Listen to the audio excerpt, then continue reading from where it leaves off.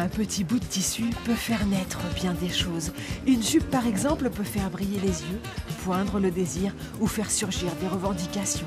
Un jour dans leur histoire, en vacances dans un spectacle où pour des raisons médicales, Jean, Claude ou Amaury ont porté une jupe. Et ils ont aimé ça. La première fois, on a un petit peu les pépettes, quoi.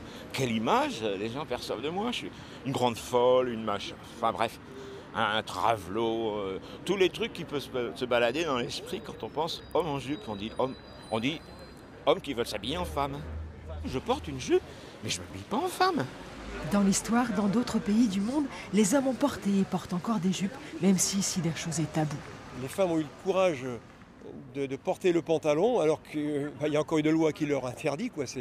Encore la loi aujourd'hui dit qu'il faut qu'elles portent le pantalon accompagné d'une bicyclette ou d'un cheval, quoi.